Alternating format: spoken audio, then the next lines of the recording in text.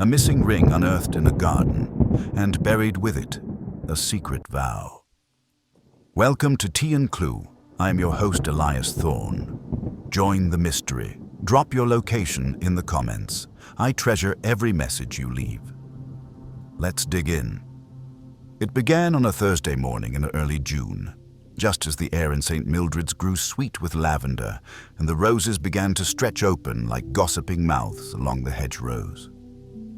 The sun sat cheerfully over the village green, and the baker's boy whistled down the lane with a paper bag of currant buns swinging at his side. It was the kind of morning that made even the most curmudgeonly souls pause to admire the hollyhocks outside the vicarage gate. In Miss Marple's garden, where dew still clung to the parsley and the bumblebees tumbled drunkenly among the foxgloves, Lucy Harper was busy with a trowel. The young woman had come round twice a week to help with heavier gardening, since Miss Marple's sciatica had worsened. Lucy worked with quiet determination, her hands earthy and sure, her thoughts her own. Miss Marple, seated nearby under her lace-trimmed parasol with a cup of weak Darjeeling and a well-thumbed issue of the Times, glanced up every so often to comment on the state of the delphiniums or to inquire whether Lucy had heard about Mrs. Hendrick's niece from Cheltenham who had run off with a piano teacher. Lucy chuckled politely and kept digging. She was working at the edge of the rose bed near the side wall where a patch of peonies had recently been removed. That was when her trowel struck something solid. She paused, brow furrowing. It was not the familiar scrape of a root or stone. Curious, she set the trowel aside and dug with her fingers, brushing away the clinging soil until she revealed a small, circular glint of metal. "A ring," she said aloud, blinking. "Looks like gold." Miss Marple leaned forward slowly, her gaze sharpened behind her spectacles. Lucy rinsed the object in the watering can beside her, revealing a slim band of gold with a tiny diamond chip set in the center. It was dulled by time, but unmistakably a wedding ring. Miss Marple reached out delicately and turned the ring between her fingers. Rather old-fashioned. The sort worn in the 1930s, I should think. "Maybe someone lost it," Lucy offered. "Though why it would be buried here?" Miss Marple didn't answer immediately. Her expression was unreadable, the ring still in her palm. "There's an inscription," she murmured, holding it up to the light. "2L, all my love, H, that's all. No date." Lucy frowned. "Isn't this part of the garden newly turned, after that flood last year?" "Yes. That wall collapsed and Mr. Abbott had to rebuild it." Miss Marple tilted her head slightly. "He brought in soil from the rectory fields. Still, I've lived here for nearly 40 years, and I don't recall any L and H among the usual village couples." "Do you?" Lucy shook her head. "Might have been someone passing through." "Or someone who never left," Miss Marple said softly. That quiet sentence hovered in the air a little longer than seemed necessary. Then, with her usual grace, she passed the ring back to Lucy. "Best take it to Constable Rowntree. He'll log it as lost property." "Yes, ma'am." Lucy stood and brushed her knees. She seemed oddly hesitant as she looked at the ring again. "Do you think it means anything?" Miss Marple smiled faintly. "Oh, my dear, wedding rings always mean something. The question is, to whom?" By tea time, word had already spread. Lucy's mother, who helped serve at the Women's Guild, had passed it on to Mrs. Dunthorne at the grocer's, who mentioned it to Mr. Colley at the post office, who, by pure coincidence, was second cousin to Constable Rowntree's wife. By supper, 3 different versions of the story were circulating. One had the ring as part of a buried treasure, another as the tragic relic of a soldier's secret lover, and one rather florid account insisted it belonged to the vicar's late aunt, who had been jilted and died of grief. Never mind that she had, in fact, eloped to Eastbourne and lived to a sprightly 91. Miss Marple, meanwhile, sat in her parlor chair as the light faded and the scent of lilies crept through the open window. She sipped her lukewarm tea and gazed into the middle distance. In her experience, lost rings were rarely just lost. They were misplaced with purpose, buried with shame, or left behind by accident. The sort of accident that often accompanied betrayal, heartbreak, or death. She glanced again at the slip of paper where she had written the ring's inscription. To L, all my love, H. Miss Marple narrowed her eyes. She would think about it carefully. After all, as she often said, you can tell a great deal about a marriage from how a ring is worn, or removed. And this one had been buried, deliberately. That she was quite sure of. By Friday morning, the wedding ring had become the talk of St. Mildred's. At the corner shop, 2 pensioners paused their exchange of stamps to speculate whether the ring had belonged to a runaway bride. Down at the post office, Mr. Colley solemnly informed a customer that he remembered an L and an H from the war years, though he couldn't quite remember what they did or where they'd gone. The news had even made it to the churchyard, where the groundskeeper claimed he once dug up a child's boot filled with coins, so rings weren't such a stretch. Miss Marple, for her part, took her morning walk later than usual. She moved slowly down the cobbled lane toward the grocer's, her straw hat angled slightly to one side, her gloves neat and pressed.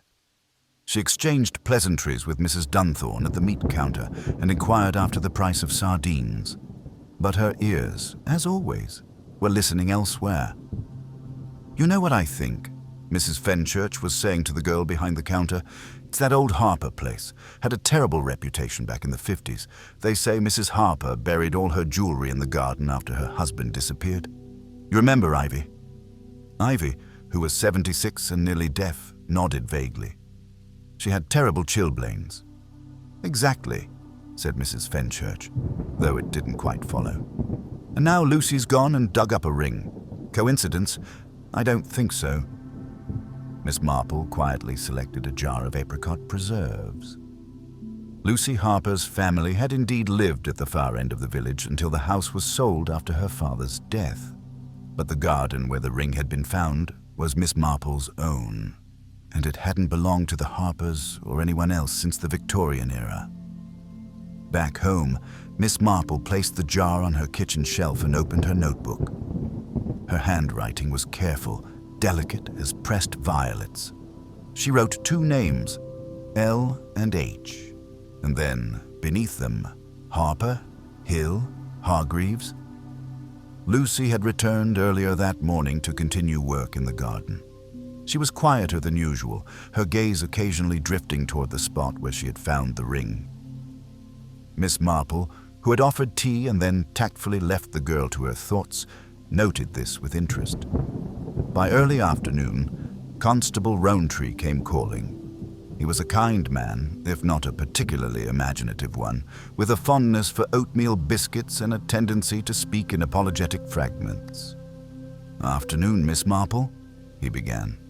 "Just, wanted to follow up. The ring, you know. Been down to the station. Logged it in the register, of course." "Of course," she said pleasantly, ushering him toward the parlor. He removed his helmet with the solemnity of a church usher and took a seat.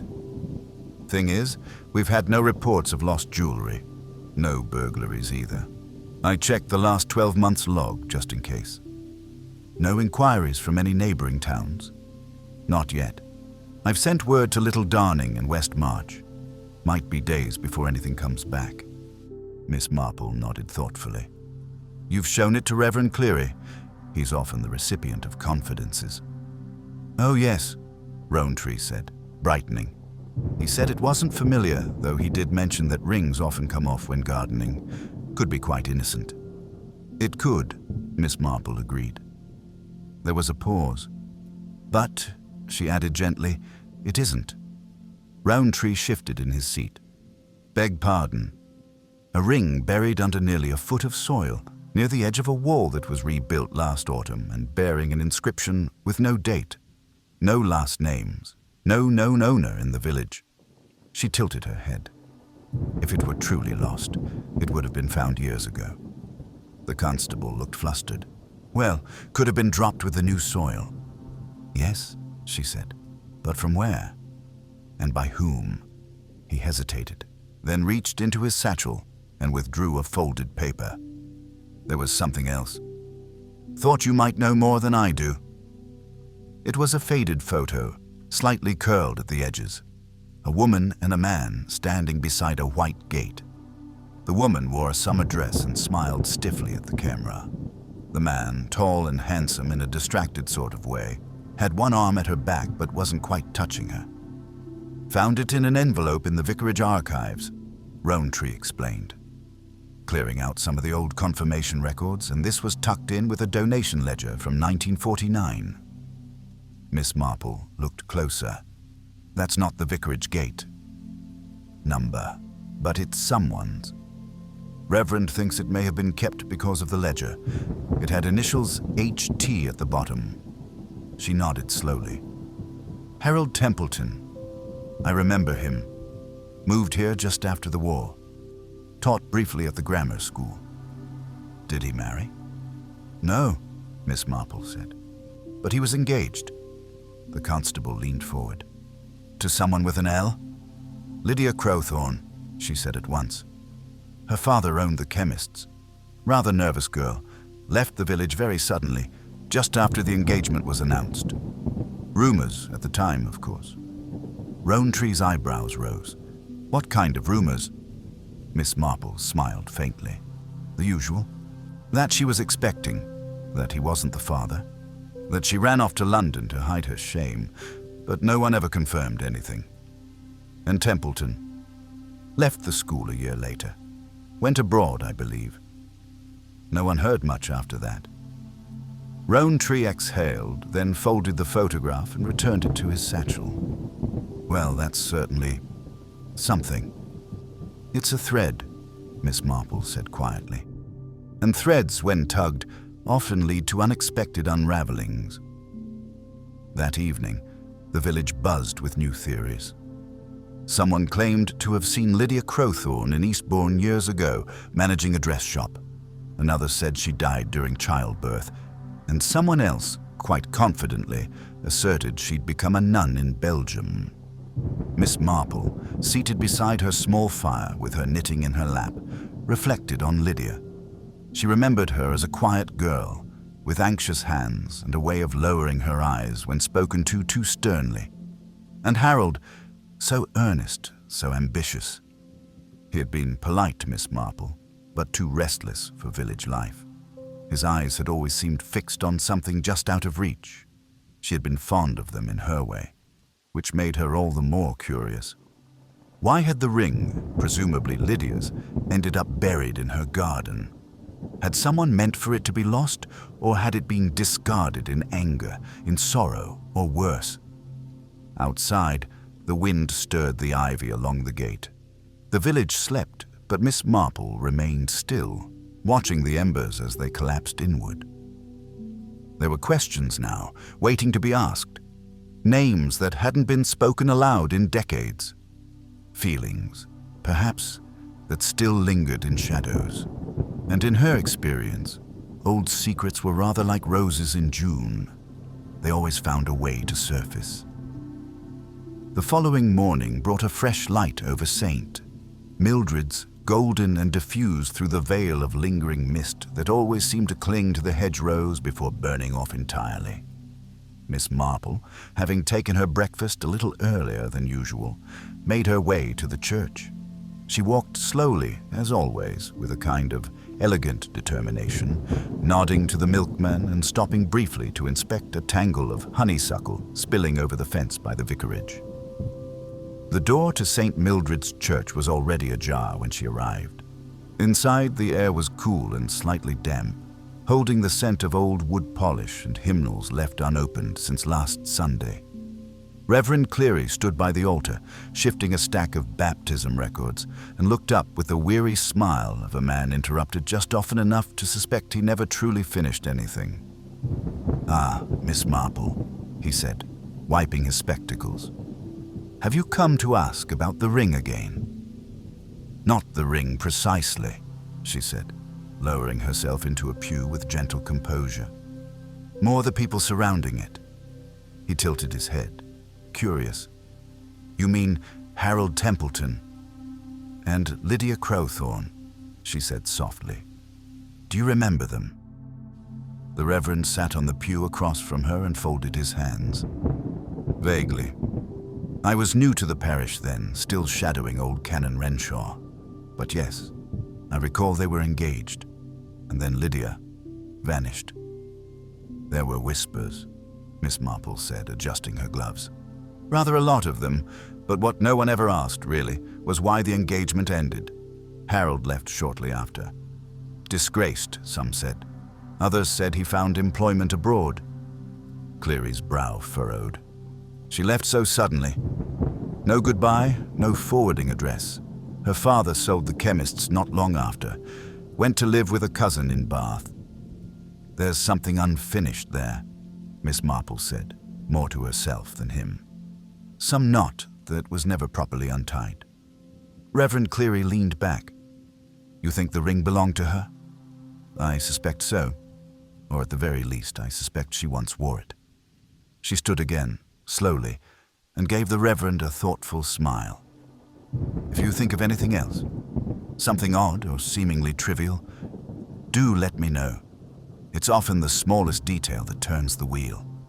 He promised he would, and she left quietly, her footsteps nearly silent on the ancient stone floor.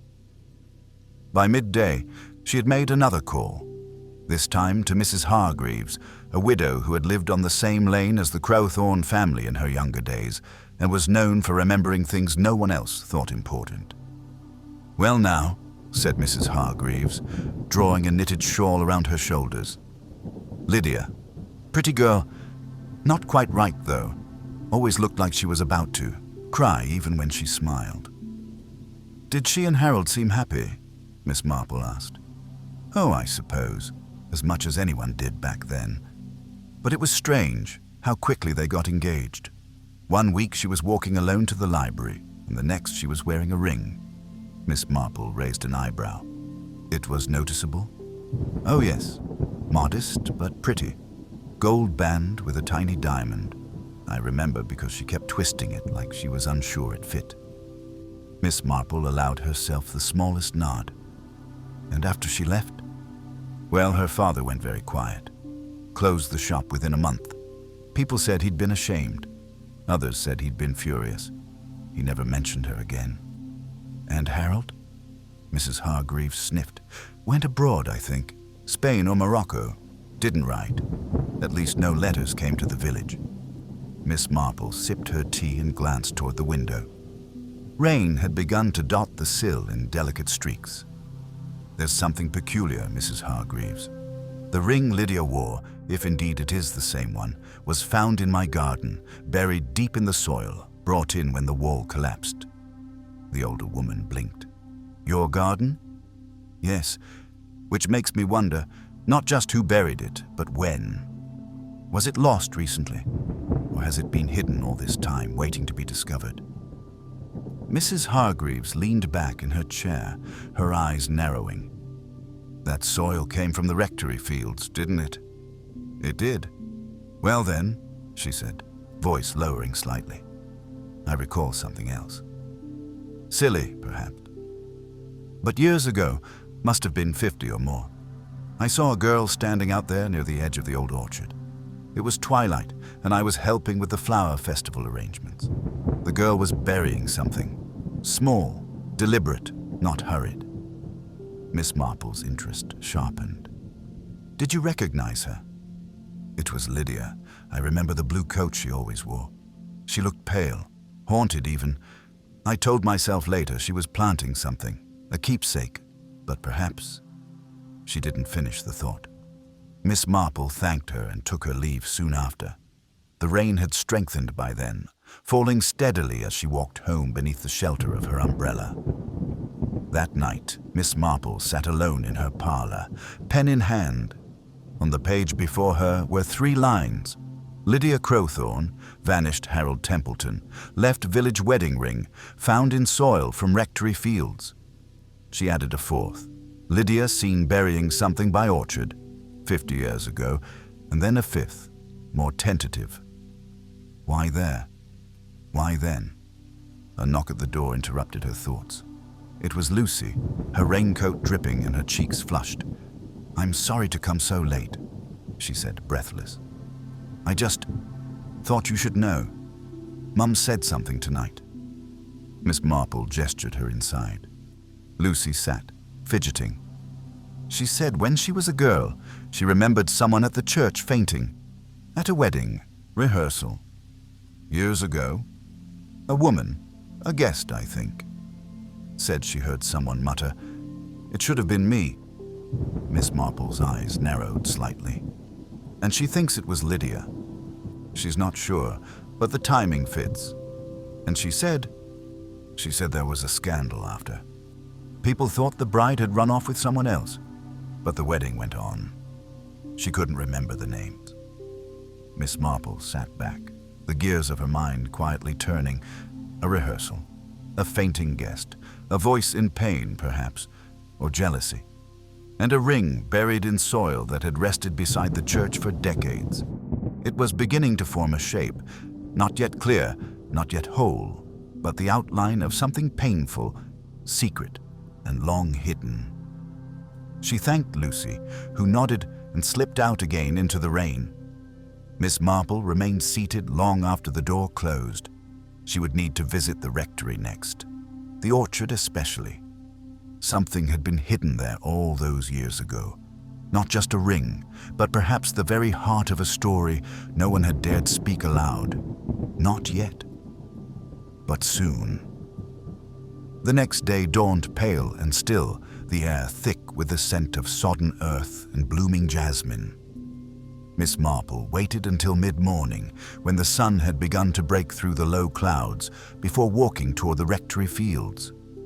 Her steps were deliberate, her cane clicking faintly against the path, and her eyes scanned the countryside with the quiet alertness of someone who had always believed the truth lives in details most people overlook. The orchard stood just beyond the old rectory, where the apple trees leaned gently toward one another as if in hushed conference.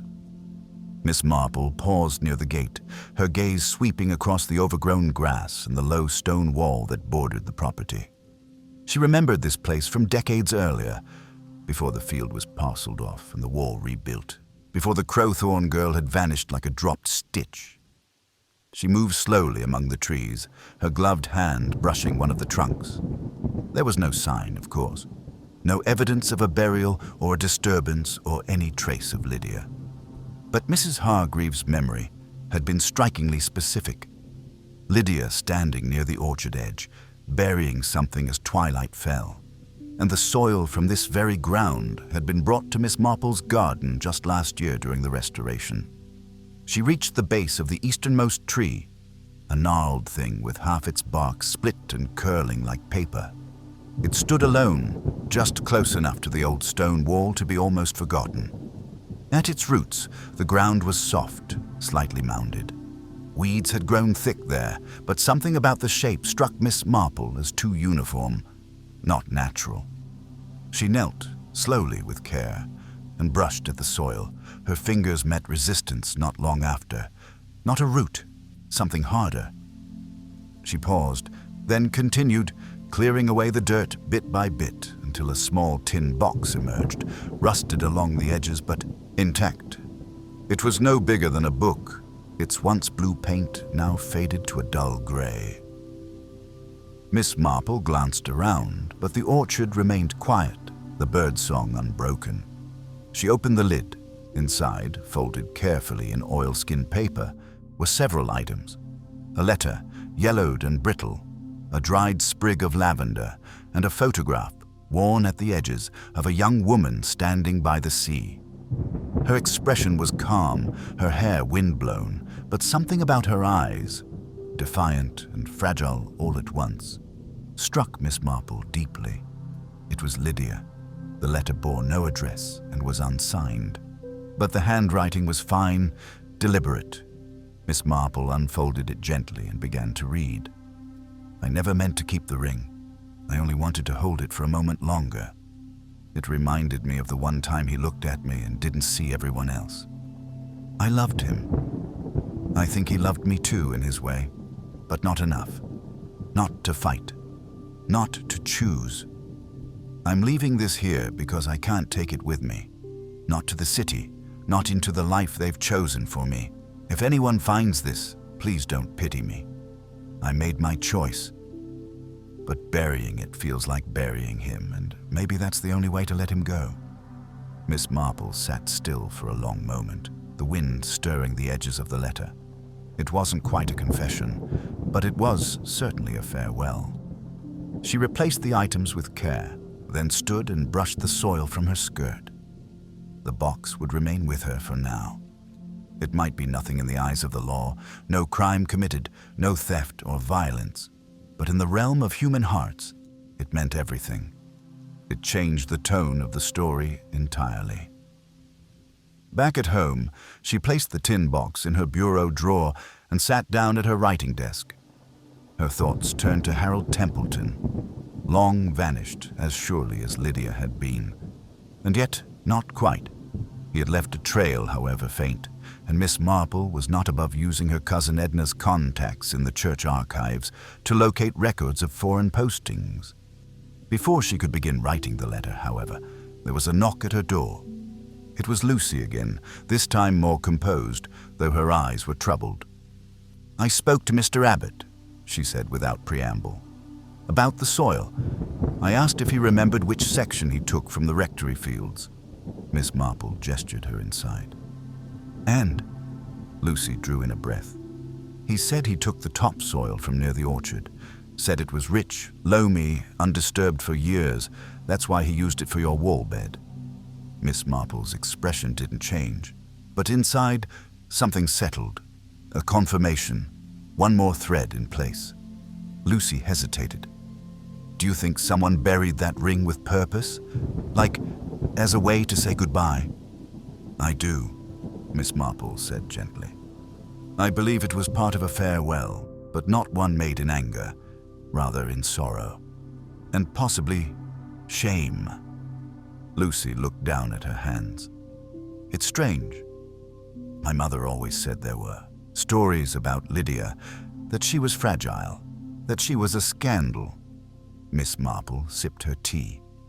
"People often call women fragile when what they really mean is that they made their own choices. As for scandal, what is scandal but truth that others are too proud to acknowledge?" Lucy glanced at her, unsure. "So, there wasn't a crime?" "No," Miss Marple said softly. "Not in the traditional sense, but perhaps a moral injury, a heart broken in a way the world never paused to witness." Lucy nodded slowly, and after a few more moments, took her leave. That night, Miss Marple sat in her parlor once more, the tin box now closed on the table beside her. She had not yet written to Edna. Something held her back. Not indecision, but a desire to understand the full shape of the thing before naming it. She reviewed the details in her mind. The ring, the orchard, the letter. The girl seemed burying something in twilight. A wedding that happened anyway. A fainting woman whispering, "It should have been me." Then something new occurred to her. The photograph, the one Constable Rowntree had brought from the vicarage archives. It had been tucked inside a ledger from 1949. And 1949, she now realized, was the year the wedding took place. Not Lydia's, someone else's. A prominent marriage that had gone ahead despite the whispers. Miss Marple stood slowly and crossed the room to her bookshelf. She removed the bound copy of The Saint, Mildred's parish register she had kept all these years, a gift from Canon Renshaw when he retired. Her finger trailed down the column of marriages until she found it. June 1949. Edward Langley to Margaret Templeton. Templeton. Her breath caught, not Harold. Margaret. A sister, perhaps? She flipped back 2 pages to the confirmation records. There it was. Margaret Templeton, younger sibling, studied music, known for her lively spirit and adored by all. And suddenly, the story twisted. Lydia had not been engaged to Harold. She had been involved with Edward Langley, the man who had married Margaret. Harold, perhaps, had only ever been her confidant, or her cover, which meant the ring was not a symbol of engagement, but a symbol of betrayal. Lydia had been the woman who fainted at the rehearsal, the one who whispered, "It should have been me." Miss Marple sat back in her chair, the wind rising outside her window as if in gentle approval. The story wasn't finished, but now, at last, she understood its shape, and she knew where to look next. The following morning, Miss Marple wrote 2 letters in her careful, looping script. One was addressed to her cousin Edna in Canterbury, who worked as a records assistant at the diocesan archives and had a remarkable ability to find traces of people who had tried very hard to disappear. The second went to an old acquaintance in Eastbourne, a retired solicitor who once handled the Langley estate and still took a lively interest in local genealogies. Both letters were sealed and sent with Lucy, who was more than willing to walk them to the post for her. With the morning errands complete, Miss Marple allowed herself a modest breakfast and spent the better part of the day in her sitting room, reviewing the facts not as a puzzle but as a portrait slowly taking shape. She no longer believed the ring was Lydia's engagement ring. It was, more likely, a token from Edward Langley, perhaps never formally given, or given and then revoked. Lydia's letter made clear that she had loved someone deeply, had been cast aside, and had chosen to bury her grief, literally. But what still puzzled Miss Marple was the presence of that ring in soil brought to her own garden only a year ago. It had rested undisturbed for decades near the orchard, hidden in its tin coffin until the accident with the garden wall allowed the past to surface. The link to the Langley family troubled her. Margaret Templeton had married Edward Langley and lived in the manor house for some 25 years before her death. By all accounts, theirs had been a respectable union, if somewhat formal. They had no children. Edward had passed only recently, and the house now stood empty, its ownership in dispute among distant cousins and trust managers. Miss Marple wondered, as she often did, about the space between outward appearances and private truths. The Langley marriage might have been respectable, yes, but had it also been rooted in silence? Was Margaret aware of her husband's past entanglement with Lydia? And if so, had she buried that knowledge like a shard of broken china, kept out of sight but never fully gone? Later that day, as the shadows lengthened across the village green and a light breeze stirred the lilac by the window, Miss Marple received an unexpected visitor. It was Mrs. Dunthorne, breathless from walking and obviously attempting to appear casual.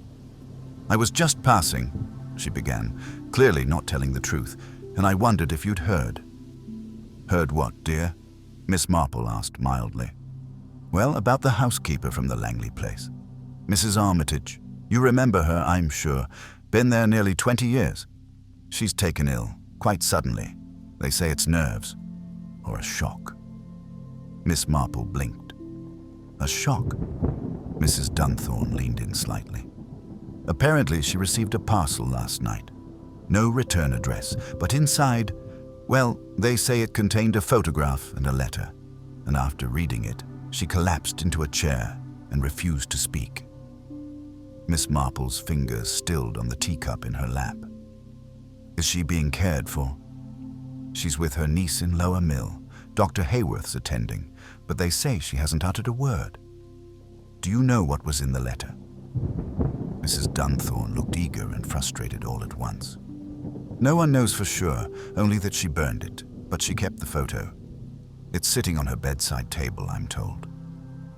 After Mrs. Dunthorne had gone, Miss Marple sat quietly for a long time. A letter, a photograph, a collapse into silence. There was something in the timing too perfect to ignore. The ring unearthed, the orchard box discovered, and now a woman who had worked within the Langley household for years, suddenly receiving some relic of the past and falling ill. That night, Miss Marple penned a third letter, this one to Mrs. Armitage's niece, a Miss Gwinnett Rowe, who Miss Marple recalled from church choir festivals years ago. She offered her concern, her willingness to visit, and her hope that Mrs. Armitage might recover soon. The tone was gentle, unobtrusive, and carefully phrased to convey curiosity without intrusion. The reply arrived 2 days later. Miss Gwinnett was grateful for the kindness and extended an invitation to Miss Marple to visit the following afternoon. "I do think she might benefit from a familiar face," the letter ended. "She has been terribly frightened." Miss Marple arrived at the small stone cottage in Lower Mill under a soft grey sky. She brought a jar of preserves and some lavender biscuits. Mrs. Armitage was pale, but her hands trembled less than expected. She looked at Miss Marple with tired eyes, and though she said nothing at first, she accepted the tea offered and listened patiently as Miss Marple spoke gently about gardens, the village fair, and a robin who had taken to stealing crumbs off the windowsill. It was not until the second cup that Miss Marple leaned forward and, with a tone so light it might have drifted unnoticed through the air, said, "It's a dreadful thing, isn't it, when secrets are forced back into the light after so many years?" Mrs. Armitage blinked, then slowly her eyes filled. "It wasn't meant to come back," she whispered, her voice thin and papery. "It was buried." "We all agreed." Miss Marple didn't interrupt. She merely nodded. She came to the house. "Lydia," the older woman continued, trembling now. "She came once, late at night, after the wedding, wet from the rain. She asked to speak with him." "With Edward?" Mrs. Armitage nodded. "I let her in. She looked like a ghost, hair soaked, hands red from the cold. I took her to the study. She was shaking. I don't know what was said. I only know she left without the ring." "And Edward? He drank the rest of the night? I found him at dawn with the fire out and the photograph on the hearth rug." "He said nothing. Ever. Just nothing." Miss Marple touched the woman's hand gently. "What happened to Lydia?" "She disappeared. We heard rumors. A shop in Eastbourne. Then silence. And the ring. I thought he had thrown it in the fire, but maybe—" her voice cracked. "Maybe he gave it to Margaret, or buried it himself." "Did Margaret know?" Mrs. Armitage gave a short, bitter laugh. "She always knew. She just never admitted it. She took the photo once. Hid it in the vicarage files, I think. So she wouldn't have to see it again." Miss Marple sat quietly beside her, the silence filled only by the faint ticking of the clock. "Why now?" Mrs. Armitage whispered. "Why is it all coming back?" Miss Marple's voice was gentle. "Because the earth has a way of revealing what we meant to hide, and time does not always agree to forget."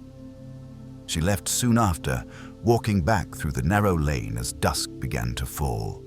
The shape of the story was nearly whole now.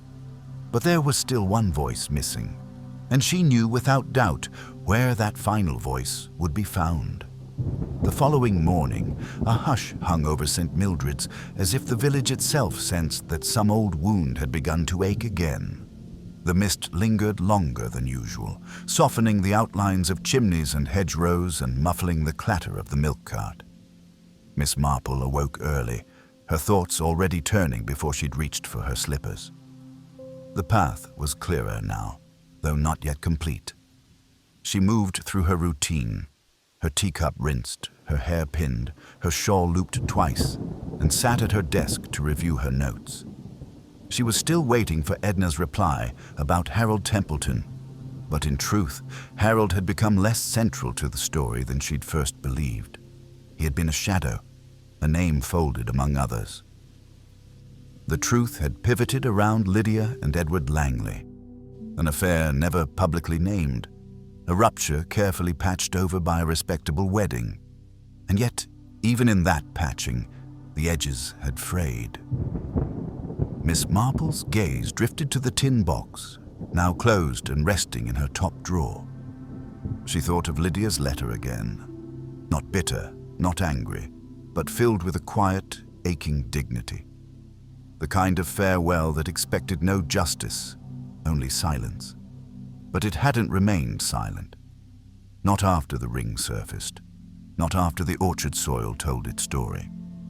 She folded her hands together and considered the next step. There remained one person who had lived through all of it, but had, until now, remained just outside the ring of memory and implication. Margaret Templeton, Langley's brother. Giles Templeton.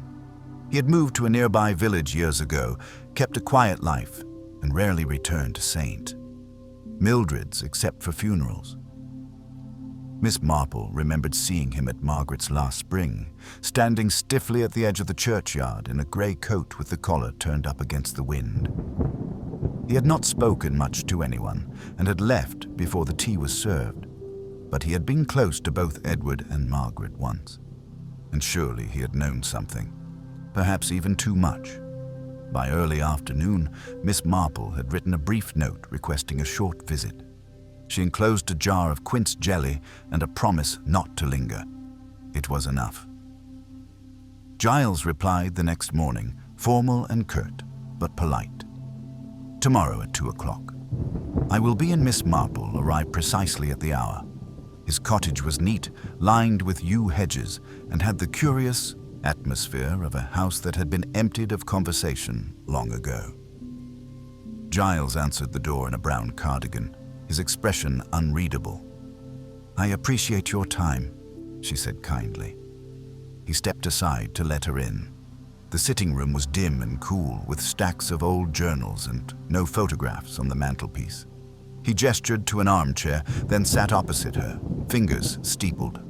I suppose you've come about the ring, he said without prompting. Miss Marple inclined her head. And the woman who once wore it. His jaw tightened. I suppose that's inevitable. This village never buries things properly. Quite the opposite, Mr. Templeton. It buries them too well, until the earth itself does the unearthing. He said nothing.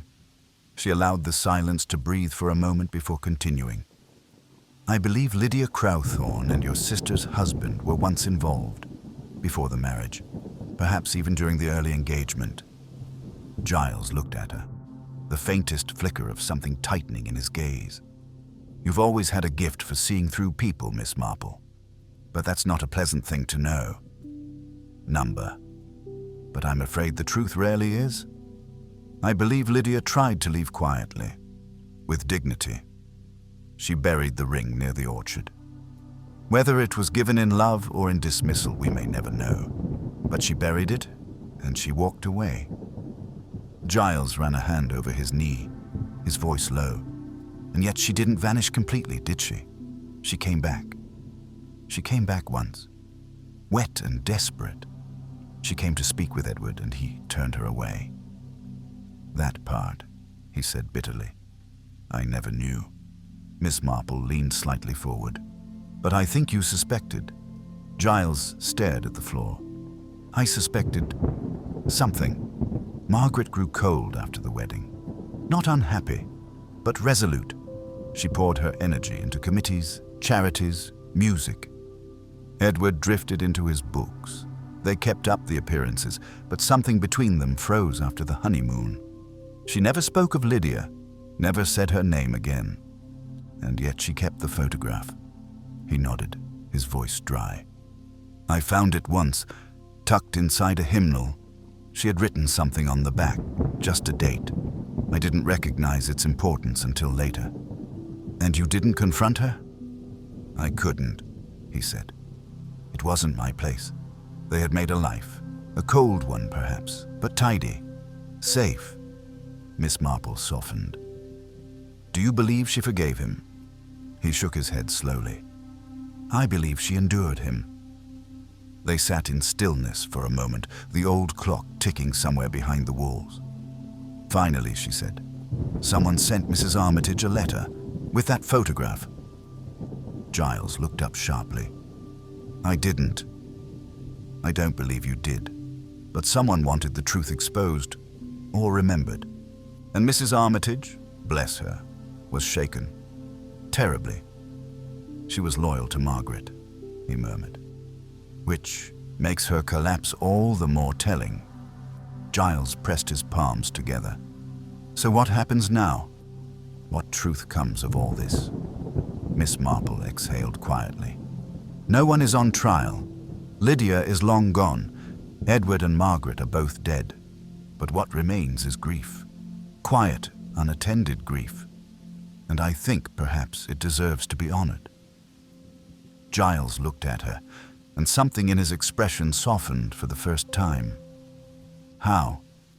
"By remembering her not as a scandal," Miss Marple said gently, "but as someone who was once loved and cast aside, and who still chose silence over vengeance."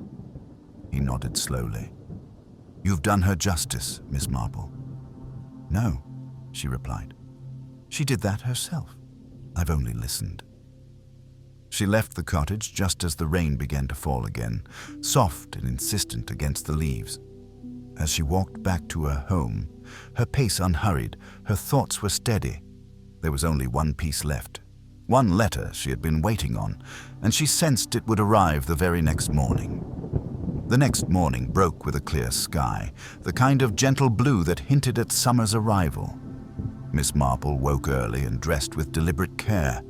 She felt it in her bones. The final piece was near. There was no urgency in her movements, only a quiet resolve as she made her way to the front door and opened it to the hush of the village. On the mat lay a single envelope. Cream-colored, hand-addressed, a Canterbury postmark. She took it inside, set it neatly beside her tea tray, and sat. The room held its breath as she opened the flap with her letter opener. The handwriting inside was unmistakably Edna's. Small, brisk, and ever efficient. "Dearest Jane," the letter began, "your Mr. Templeton was indeed posted abroad after 1951. He worked for the Anglican mission in Tangier, then transferred to Cyprus. No record of marriage. No children. He remained in administrative roles until his early retirement and eventually passed in 1981, according to diocesan notes. There is, however, an interesting addendum. In 1950, just before leaving England, he signed over power of attorney to one Edward Langley, presumably the same gentleman connected to your inquiry. The archive also lists a withdrawal from his account that same week in the amount of £500, a sizable sum for the time. Thought you'd want to know." Miss Marple folded the letter carefully and placed it on the arm of her chair. So, Harold had left under arrangement. Quietly, legally, with the help of Edward Langley. Not disgrace then, but concealment. She rose, walked to the window, and looked out over the garden, lush now, with early roses tumbling over the trellis and bees threading through the air like stitched embroidery. Somewhere in that soil, beneath the delphiniums and soft moss, had rested a ring, and with it, a memory. The final piece had not been a murder or a theft or even a scandal in the criminal sense. But it had been an injustice, a quiet, persistent kind. A life altered by silence and convenience. And Miss Marple believed deeply that such things mattered. That afternoon, she took the photograph, the one of Lydia by the sea, and the dried sprig of lavender from the tin. She placed them in a new envelope, addressed it in her own hand, and slipped in a note. For the church archives, a woman forgotten, but once part of us. Please keep her with the others. Then she walked to the rectory and handed it directly to Reverend Cleary, whose eyebrows lifted in surprise before softening in understanding. "She was part of this village," Miss Marple said simply. "Even if only for a time." He nodded. "She'll be remembered." Later, in the quiet of early evening, Miss Marple sat in her parlor once more, knitting in her lap, the final threads of the story weaving through her thoughts. The mystery had unfolded like a flower reluctant to bloom, delicate, slow, full of quiet pain and restrained grief.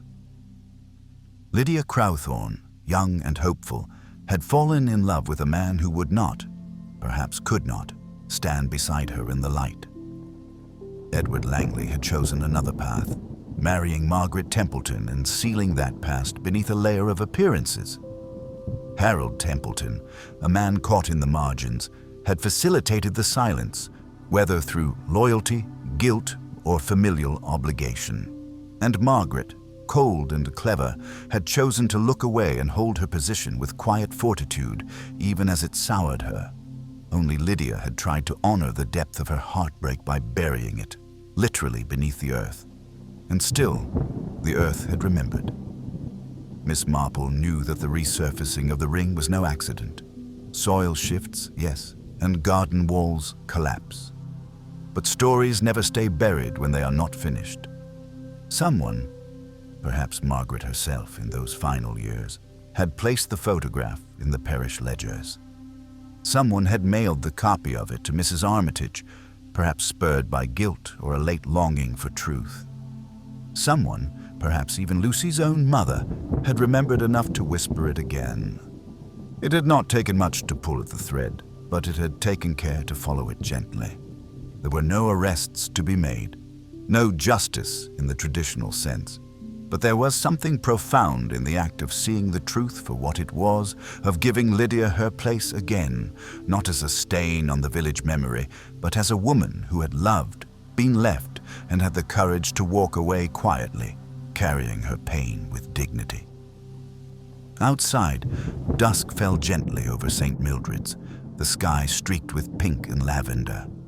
The church bells rang softly, calling no one in particular, but filling the air with something solemn and kind. Miss Marple looked down at her knitting and smiled faintly. There was peace in the garden now, and perhaps, wherever Lydia had gone, a whisper of it might reach her too. She picked up her tea, warm still, and sipped it slowly. The world moved on, but the truth, at last, had taken root. The next day brought with it an unexpected hush.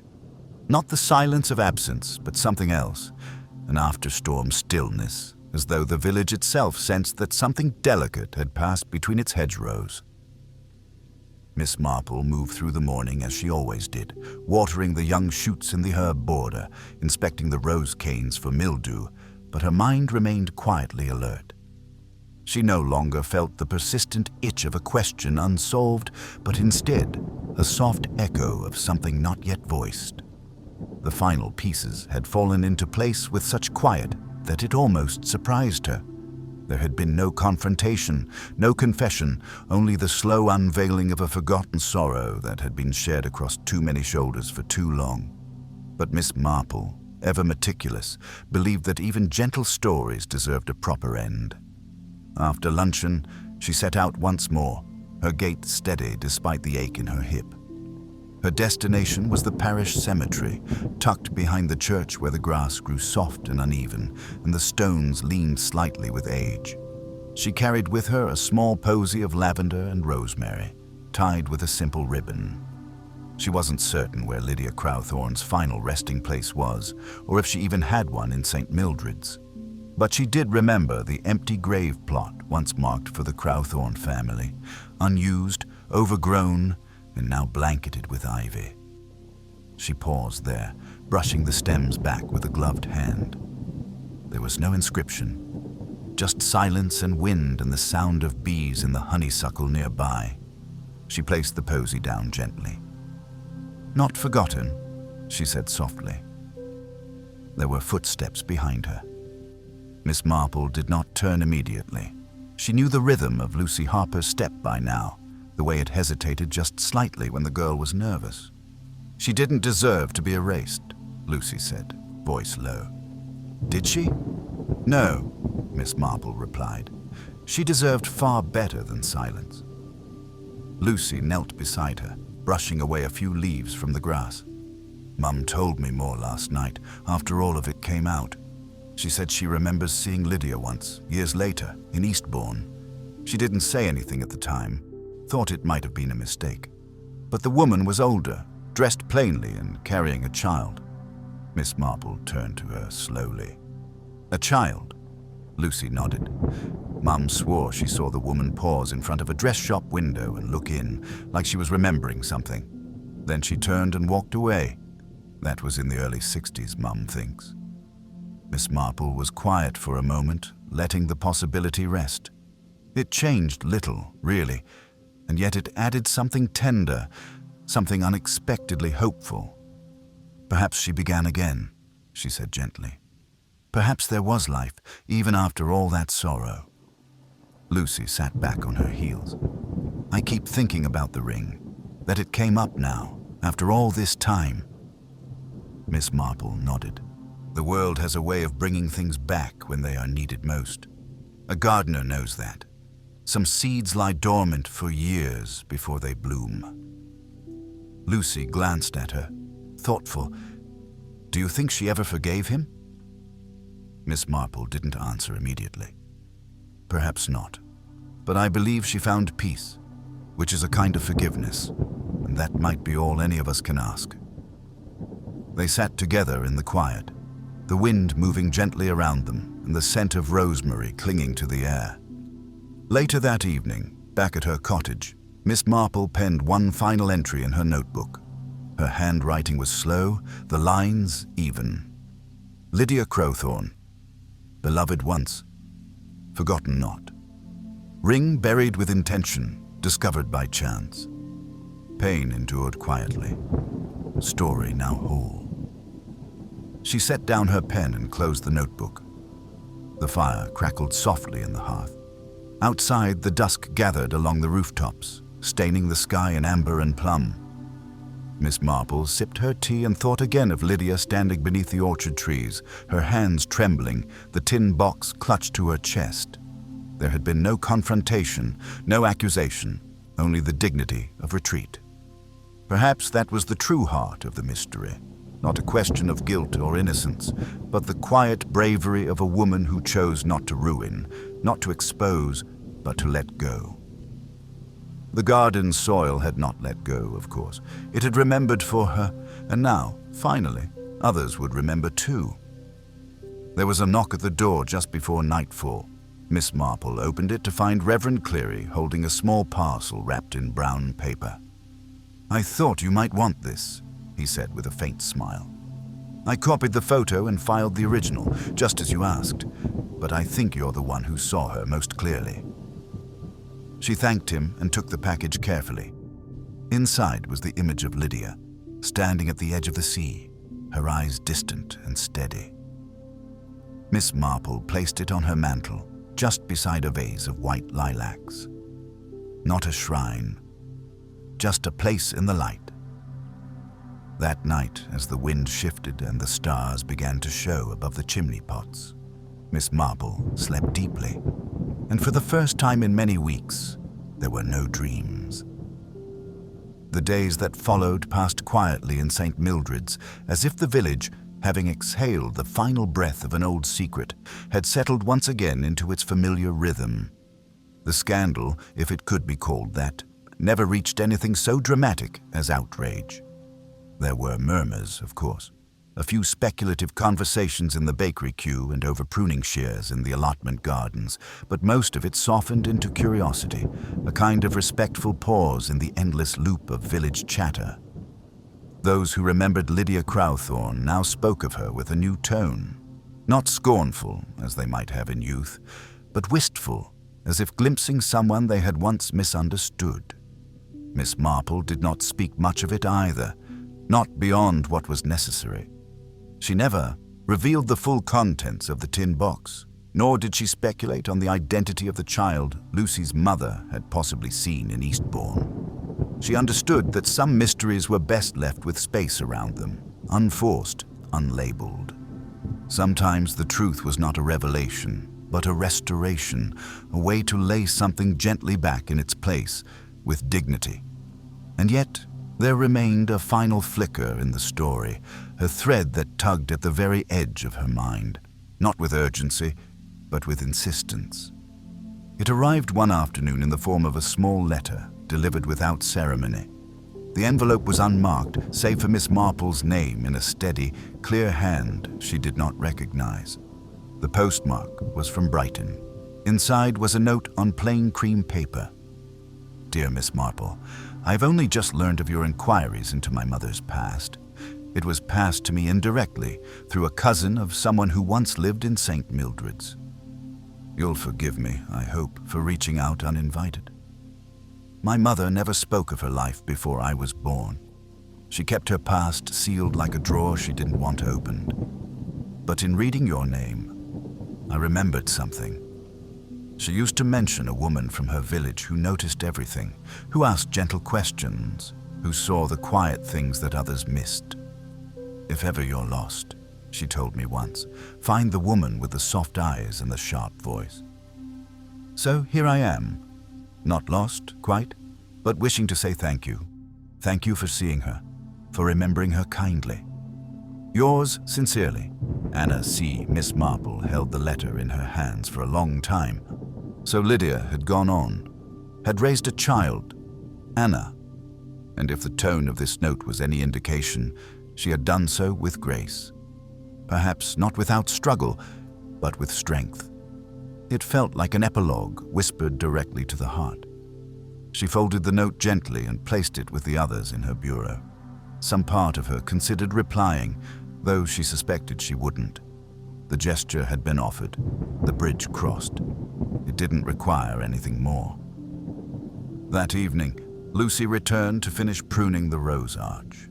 She worked quietly at first, but as the sun began to dip low behind the hedgerows, she stepped toward the bench where Miss Marple sat with her knitting and said, "Do you think she ever knew, Lydia, that the ring had been found?"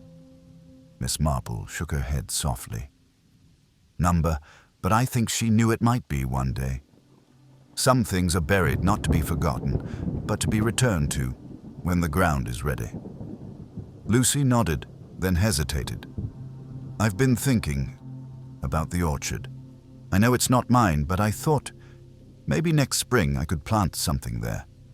A lilac tree, perhaps? Or a rowan?" Miss Marple looked at her with warmth. "That would be very fitting."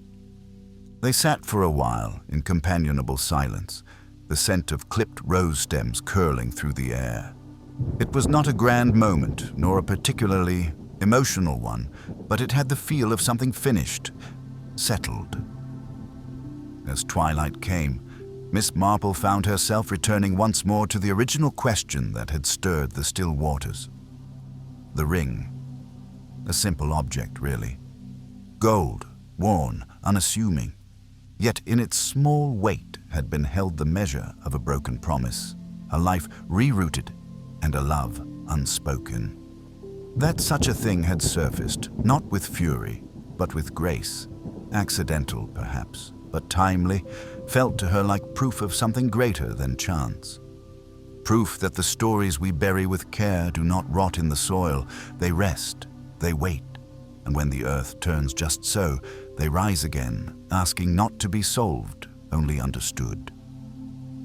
She walked inside at last, the scent of summer dust and warm stone trailing after her. In the hall, the photograph of Lydia remained where it had been placed, quiet, lovely, dignified, not an artifact of scandal, a remembrance. Before turning in for the night, Miss Marple wrote a brief entry in her journal. Some endings are not dramatic. They arrive with no thunderclap, no curtain, only a breeze through old pages, a name remembered, a kindness restored. Then she closed the book, turned down the lamp, and let the evening take her. The mystery, at last, was at peace. 2 weeks passed, and the rhythm of the village resumed with an almost purposeful quietude, as if St. Mildred's had tucked Lydia Crowthorne's memory into its collective breast pocket, acknowledged, honored, but not paraded. The wedding ring, now in Constable Rowntree's safekeeping, remained unclaimed. He had checked dutifully with the county offices and surrounding towns, but no inquiries came. And yet Miss Marple had not pressed him to do more. Some things, she knew, were not meant to be returned to a person, but to their story. The garden had grown full with the weight of summer. Lavender spilled along the walkways, and the mint had begun to creep between the stones. Miss Marple sat beneath her arbor with a lemon cordial, rereading Anna's letter for the 3rd time. It was not sentimentality that drew her to it, but a sense of quiet finality. Each word was simple and unadorned, and yet between the lines lay something deeply felt, the ripple effect of memory carried by love. A memory carried too by Lucy Harper, who arrived just before tea with a bundle of root cuttings under one arm and a half-skeptical look on her face. "I hope you don't mind," she said, holding up the wrappings. "I've been speaking with Mr. Fallow from the nursery. He's found me a lilac sapling, the good kind, white blooms, not purple." Miss Marple's smile deepened. "White will suit her better." "I thought so." Lucy paused. "I was going to plant it near the old orchard, just past the hedge." "You'll need gloves," Miss Marple said, "and a sharp spade. That soil's thick with memory." Lucy grinned faintly and sat beside her on the bench. "I've been thinking about how quiet it all was. No police cases, no scandal, just a story folding open." Miss Marple nodded. "Sometimes that's all a mystery needs. Not justice, just air." "And what happens now?" Miss Marple looked toward the far end of the garden, where the wall had been repaired last autumn, the very place where the ring had surfaced. Bees hovered lazily in the marigolds. "Now we continue," she said softly. "We go back to the ordinary, but differently." Lucy leaned back. "I still can't believe it all started with a single bit of metal." "It often does," Miss Marple replied. "A ring, a button, a name half remembered. It's never the object. It's what the object unsettles." The sound of church bells drifted on the breeze, lazy and soft. Somewhere beyond the trees, a dog barked, followed by the laughter of children skipping stones by the mill pond. Lucy stood. "I'll come by tomorrow with the sapling. It'll take root fast in this warmth." Miss Marple placed a hand gently on her wrist. "Would you like help planting it?" Lucy hesitated.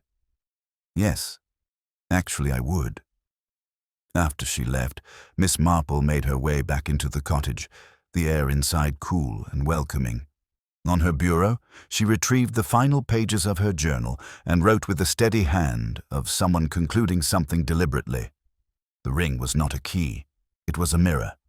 It showed each person what they had chosen to forget. Edward, Margaret, Harold, even the village itself. Lydia did not return to expose, only to leave behind what she could not carry. And the earth, generous as always, waited to return it when the time was right. She paused, looking out the window toward the orchard. The last of the golden light slanted across the lawn. It was always the quiet ones, she thought, the ones who carried pain in silence.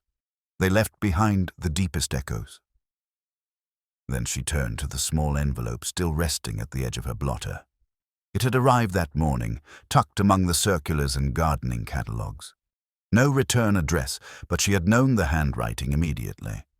Giles Templeton. His note was short. "Jane, thank you for treating our past with such grace. I've spoken to the board about a donation to the church gardens, something modest in Lydia's name. Nothing official, of course, but something to bloom." She placed the letter beside Anna's. The two ends of the story, family left behind and family made anew, now sat quietly together, like a folded pair of gloves. The following afternoon they planted the lilac just as promised. Miss Marple held the base while Lucy tamped the soil around the roots, both of them careful not to crush the tender new growth. It stood there afterward, small but resolute, its white leaves trembling faintly in the breeze. "She would have liked this," Lucy murmured, brushing soil from her knees. "Not loud, not showy, but remembered." "She is remembered," Miss Marple replied, and it was, not sentiment, but fact. They stood in the shade for a time, not speaking, and then Lucy, with a last glance at the tree, turned toward the path. "I'll see you Wednesday," she said. "More pruning to be done." Miss Marple watched her go, her figure disappearing behind the hedge. When the sun dipped below the roofline and dusk settled like blue smoke across the lawn, Miss Marple returned to her parlor and poured the last of her tea. The photograph still sat in its frame, Lydia by the sea, her smile soft, her eyes facing some distant thing. Miss Marple raised her cup. "To unfinished stories," she said quietly, "and the grace of their return." Then she sipped and let the evening close softly around her. The final days of summer slipped softly over St. Mildred's, as if the village, like the gardens that bordered it, had come into quiet bloom after a long dormancy. The lilac tree took root swiftly, its tender branches already stretching toward the light, and though it would not flower until spring, Miss Marple knew it would thrive. Life, once acknowledged, has a way of pushing upward through even the hardest soil.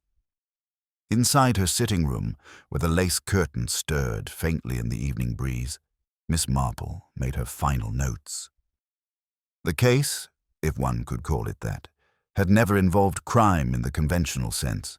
There had been no culprit to arrest, no trial to attend, no headlines to scandalize the vicar's supper table. And yet it had required every ounce of her understanding of human nature, of silence, of the deep and careful ways people protect themselves from the truth, and sometimes from love. It had all begun with a wedding ring in her garden soil. She remembered the way Lucy Harper had looked when she found it. Surprised, a little unsure, but already aware that it was not a trivial thing.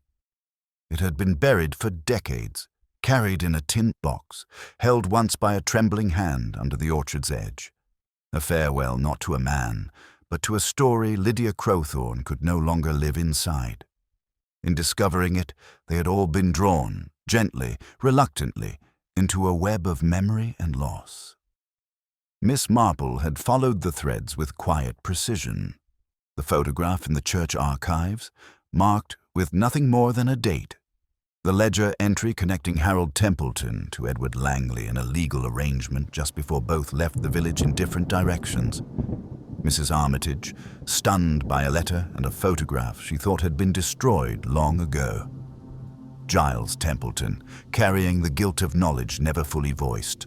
And finally, Anna, Lydia's daughter, writing from Brighton not in confusion or accusation, but in gratitude. Miss Marple had known from the beginning that something about the ring's burial had been intentional. It wasn't lost, it was laid to rest, but the earth has its own memory, and when the soil from the orchard came into her rosebed, it was as though Lydia's silence had been broken by nature itself. Perhaps that had always been the purpose of Miss Marple's gentle investigations, not to expose, not to punish, but to notice, to restore dignity to those quietly erased, to give voice, not to scandal, but to grace. That evening she hosted tea in her garden. Nothing elaborate, just Lucy, Reverend Cleary, and Giles Templeton, who had returned briefly to attend the dedication of a simple plaque near the new lilac. It bore no names, only the inscription, "To that which was planted in silence, and now blooms in light." They sat in folding chairs beneath the arbor as the sun dipped low, its gold warmth brushing the tops of the hedgerows. There was no discussion of the past, no ceremony, only the soft clink of porcelain and the scent of thyme carried on the wind. After the others had gone, Miss Marple remained, her shawl drawn around her shoulders as the shadows lengthened. The lilac stood a few feet away, motionless in the fading light. She reached for her notebook one last time and wrote, "The truth was never hidden. It was simply waiting to be seen by someone willing to look beyond shame and toward tenderness." Lydia's story was not one of betrayal, but of survival. And survival, when told rightly, becomes something close to forgiveness. She closed the book and placed it on the table beside her, and then, in the gathering dusk, Miss Marple did what only she could do best. She sat very still and remembered. Tools ChatGPT can make mistake. T can make mistake. T can make mistake. T can make mistake. T can make mistake. T can make mistake. T can make mistake. T can make mistake.